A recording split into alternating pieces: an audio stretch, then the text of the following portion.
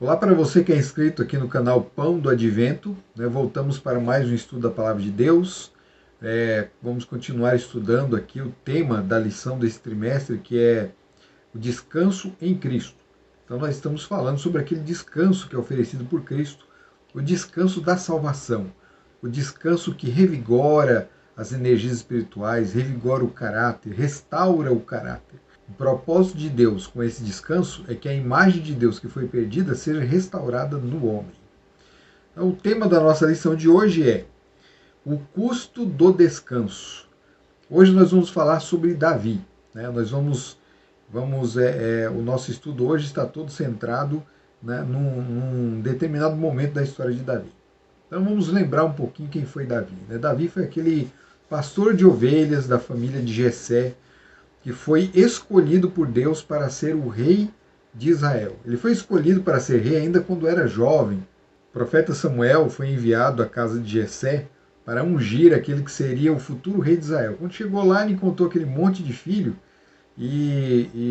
a tendência era que o que fosse mais vigoroso, né, o mais forte, né, o mais velho. Né, a primeira impressão de Samuel era de que ele deveria ir atrás desses aí, né? E Deus foi falando, não, não é esse, não é esse, não é esse. E aí Samuel pergunta, mas Jessé, acabou, não tem mais nenhum filho? Né, porque Deus não escolheu nenhum desses aqui. Aí lembraram de Davi, que estava lá cuidando das ovelhas. Então, quando Davi chegou, Deus falou para Samuel, é esse daí. Aí Samuel foi e ungiu o rapaz, né, o garoto, e ele teve que aguardar até chegar o seu momento. Então ele seria aquele que substituiria Saul no reinado. Então a família de Saul não seria mais, não haveria uma dinastia do rei Saul. Haveria um novo rei agora de uma nova família. E esse menino da família de Jessé seria o rei de Israel. Então nós lembramos também daquele episódio bonito, né, onde Davi, né, já nesse momento já ungido, ele toma todas as dores das afrontas que o povo de Israel estava sofrendo da parte dos filisteus, e ele se dispõe a guerrear contra o maior combatente, o maior guerreiro dos filisteus, que era Golias, o gigante Golias. Não havia ninguém no exército de Israel que tinha coragem de enfrentar o gigante, nem o próprio rei Saul. No início teve um início tão bonito, né? Mas agora Saul era totalmente incrédulo e medroso e covarde. Então Davi ele se dispõe, o rei até oferece a armadura dele para lutar, mas ele fala, não, ele não consegue vestir aquela armadura e vai para a luta apenas com uma funda e 5 pedras. E Davi, com uma daquelas pedras, uma das 5 pedras que ele pegou no riacho, ele acerta o gigante cai, e ele corta a cabeça do gigante com a espada do próprio gigante. E vence, né? Davi, dali em diante, Davi se tornou, né, uma lenda, né, no meio do povo de Israel. E a história dele vai indo, todo aquele conflito com Saul, até que ele se torna rei, um grande rei, um poderoso rei, e um rei guerreiro. Havia junto com Davi também alguns homens que são chamados valentes de Davi, que era aquela sua tropa de elite, que guerreava junto com ele. Então eram homens de confiança. Dentre esses homens, havia um homem chamado Urias, que era um grande amigo de Davi. Então toda essa turma, toda essa tropa de elite de Davi, eram pessoas que tinham ali né, a companhia direta do rei. E participou de muitas batalhas com o rei, e eram vencedores, eram imbatíveis, né, eram guerreiros formidáveis.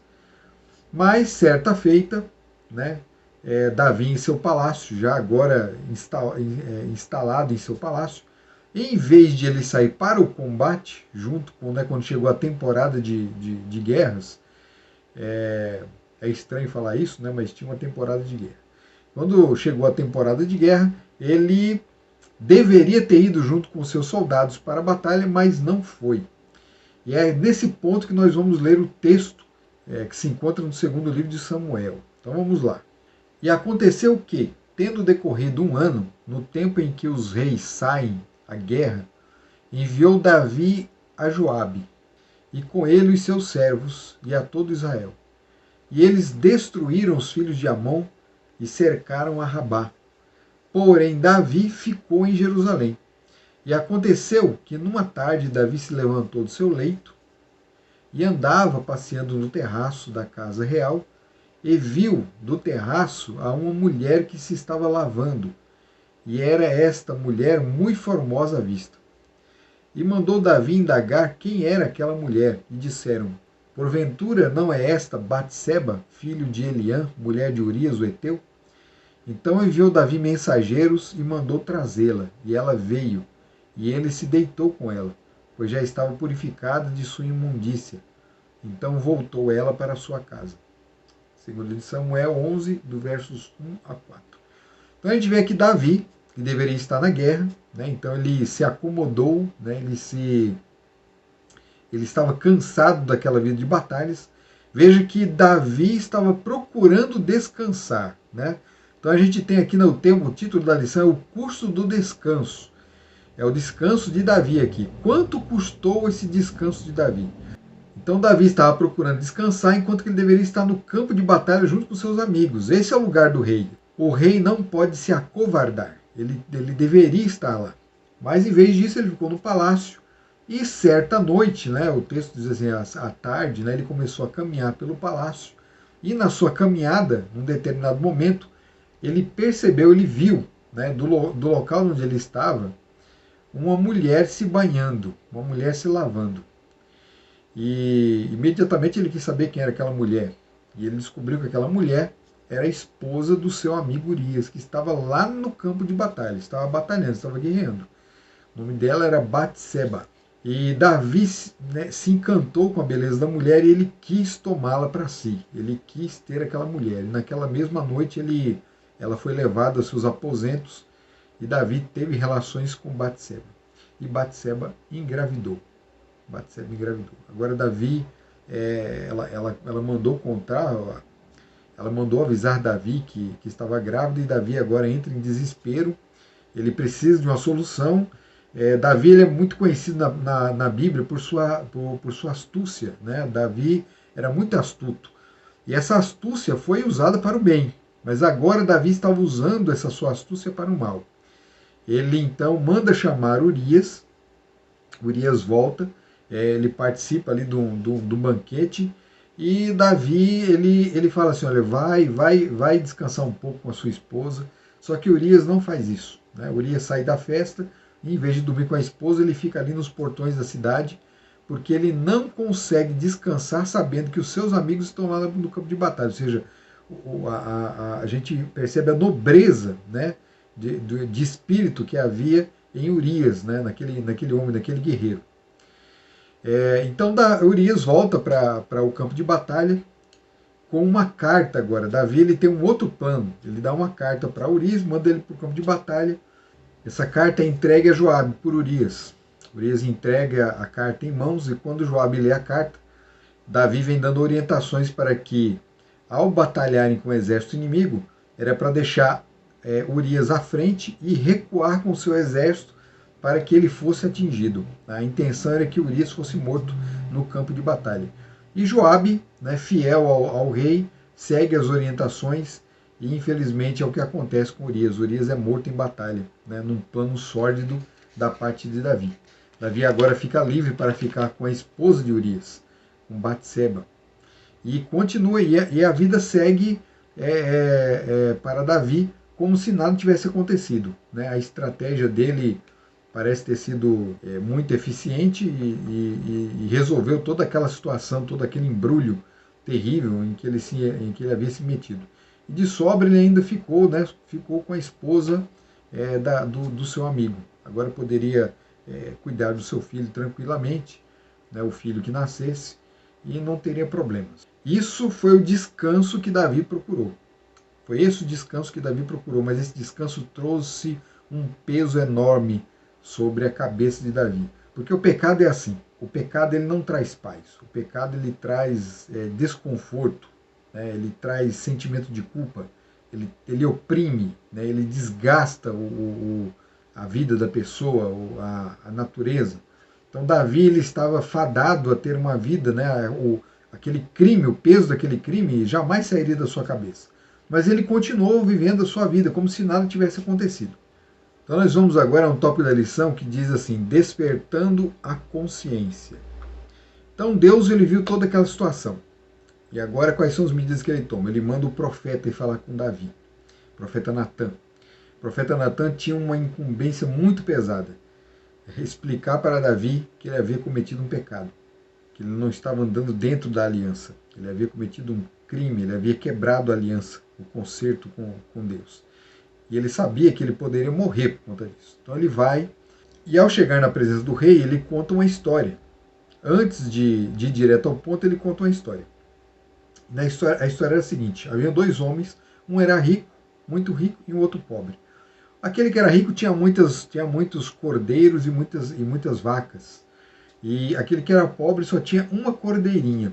Né? Ele cuidava tão bem daquela cordeirinha que era como se fosse filha dele. Ela comia, né, da comida que havia na mesa dele. Era tudo que ele tinha. Aí um dia chegou um homem à casa do rico, né, um viajante chegou à casa do rico, e em vez daquele homem rico pegar um dos seus animais para dar de comer para o viajante, não, ele roubou, ele tomou a cordeirinha do homem pobre e matou e deu para que o viajante comesse. Quando Davi ouviu essa história, ele ficou totalmente irado, né? Totalmente irado, e ele declarou o seguinte: olha, esse homem tem que morrer. E mais, ele além de morrer, ele tem que pagar 4 vezes mais aquilo que ele tomou do homem, que ele não teve piedade daquele homem. E aí a gente vai ler um texto agora para ver qual foi a declaração de Natan. Então o furor de Davi se acendeu em grande maneira contra aquele homem, e disse a Natan: vive o Senhor, que digno de morte é o homem que fez isso, e pela cordeira tomará a dar o quadruplicado, porque fez tal coisa e porque não se compadeceu. Então disse Natan a Davi: tu és este homem. 2 Samuel 12, 5, 7. Então Davi ele sentenciou aquele homem à morte. Aquele homem cometeu aquele crime porque tomou a cordeira que não era dele. E Natan diz: tu és este homem. Você tomou a cordeira que não era sua. Você tomou a mulher de Urias, que não lhe pertencia. E ainda mais, você matou Urias. Você desferiu golpes contra a vida de Urias. Você dilacerou a vida de Urias e a vida dessa mulher. Quando Davi escutou isso, ele caiu por terra, né? Caiu em terra, em prantos. E Natan continuou ali, né, transmitindo toda a sentença de Deus sobre a vida de Davi. Davi sofreria as consequências de seus atos. Haveriam consequências. A gente vai falar das consequências depois, né? Só que aí nós vamos então entrar agora ao próximo tópico que diz: perdoado e esquecido. Então disse Davi a Natan: pequei contra o Senhor. E disse Natan a Davi: também o Senhor perdoou o teu pecado, não morrerás. Veja como era o coração de Davi. Nós né, nessa história a gente viu o quão terrível era o coração de Davi, o quão sórdido era o seu coração, a sua mente, né, o que ele era capaz de fazer para conseguir aquilo que ele queria. Então isso o crime que ele cometeu, é um crime hediondo, é um crime terrível. Mas ao mesmo tempo, o coração de Davi era terno demais e temente ao Senhor. É incrível perceber como é possível existir um tipo de conflito, né, de tal natureza dentro do ser humano. Como é que o ser humano consegue, ao mesmo tempo que ele é um monstro terrível, ele ser uma criatura doce e capaz de reconhecer o seu crime, a sua transgressão. Então ele não se enfureceu contra Natan, nem contra ninguém. Ele entendeu o que estava acontecendo e ele entendeu que ele era pecador, e agora ele de joelhos, né, ele declara assim: olha, pequei contra o Senhor. Ele não fala nem que pecou contra Batseba e contra Urias. Isso já estava mais que claro. Mas ele vai direto ao ponto. O maior ferido da história, o Senhor. Ele feriu ao Senhor, a pessoa que ele mais amava. E aí Natan em seguida vem com as doces palavras, nas palavras que deram vida e real descanso para Davi. Essas são as palavras do verdadeiro descanso. Davi procurou um descanso que ele não precisava ter. Ele se colocou numa situação terrível. Ele deveria ter ido para a guerra. A guerra é terrível também, mas ele lá estaria defendendo os propósitos de Deus, estaria defendendo a nação santa, mas em vez disso ele ficou, né, para satisfazer os seus próprios propósitos, as suas próprias, para satisfazer aquilo que a sua natureza pedia. E nisso ele entrou num profundo poço. Mas agora ele ouve as palavras de restauração. Também o Senhor perdoou o teu pecado. Não morrerás. Palavras de vida. Então Deus é assim, Deus ele é justo e misericordioso. Onde está a misericórdia de Deus? A misericórdia de Deus está em perdoar um crime hediondo como esse. E veja, o que Davi precisou fazer para ser perdoado? Simplesmente reconhecer o seu pecado e pedir perdão. A gente não encontra o pedido de perdão no texto, mas ele fica subentendido, né? Ele está subentendido. Havia arrependimento verdadeiro no coração de Davi. Davi estava realmente triste pelo pecado que cometeu. Então Natan declara: Davi, você já está perdoado e você não vai morrer. Só que o texto também nos ensina uma outra coisa. Além de Deus ser misericordioso, ele também é justo. Ele é justo. Infelizmente, os nossos pecados têm consequências. E o pecado de Davi também teve consequência. Olha o que o texto diz. Todavia, porquanto como este feito deste lugar sobremaneira a que os inimigos do Senhor blasfemem, também o filho que te nasceu certamente morrerá. 2 Samuel 12, 14. Para que a honra de Deus não fosse profanada, para que o nome de Deus não fosse profanado, blasfemado pelas nações inimigas, isso implicava o quê? Isso implicava em que o pecado de Davi estava colocando em risco o plano da redenção de Deus. O propósito de Deus ao escolher Israel como seu povo, como nação, para levar a sua luz aos outros povos.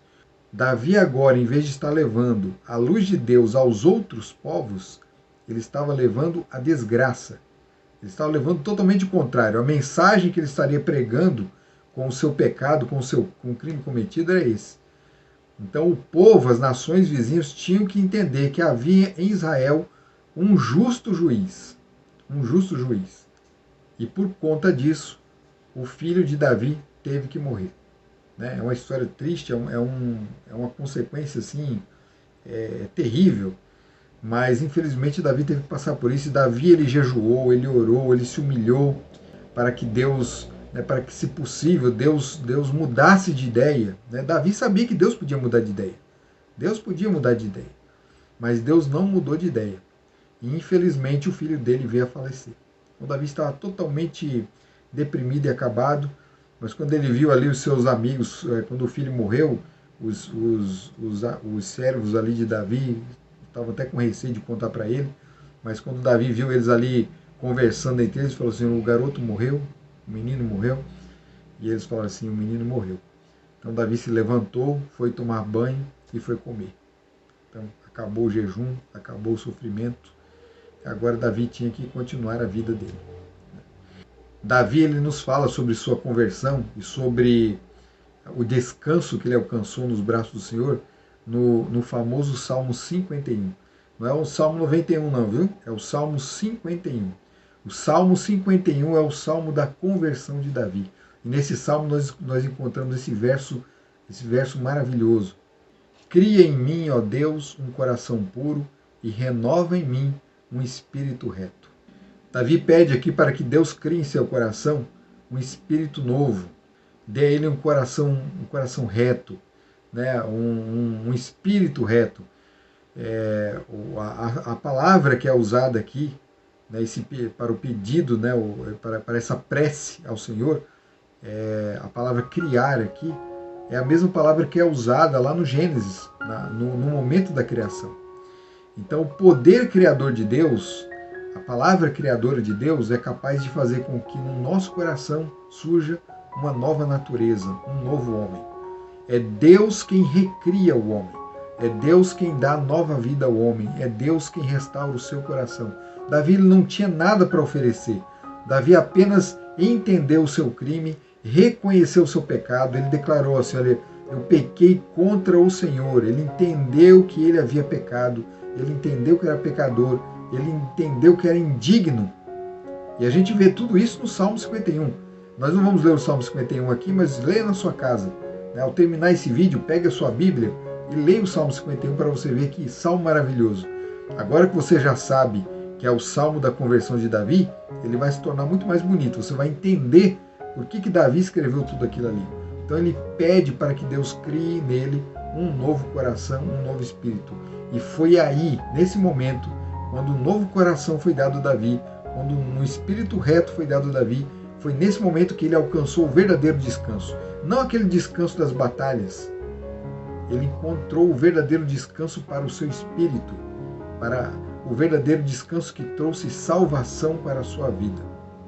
A vida de Davi continuou sendo difícil daí em diante, mas ele lutou as batalhas ao lado do Senhor. Davi ele foi um grande vencedor. E a história de Davi também está escrita para que nós possamos entender que ainda que o meu pecado e o seu seja tão grave, tão tenebroso, tão cruel, há possibilidade de resgate. Basta que reconheçamos as nossas transgressões, e para isso é necessário olhar para Jesus, porque ao olharmos para Jesus, o perfeito Filho de Deus, é que nós enxergamos a nossa natureza pecaminosa e vil. E quando nós entendemos que somos pecadores, aí nós entendemos também que precisamos de um resgatador. Quando percebemos que somos doentes, aí entendemos que precisamos de um médico. E esse médico tem um remédio. E esse remédio do médico é capaz de criar um novo coração em mim e em você. Que Deus abençoe você. Até o próximo vídeo.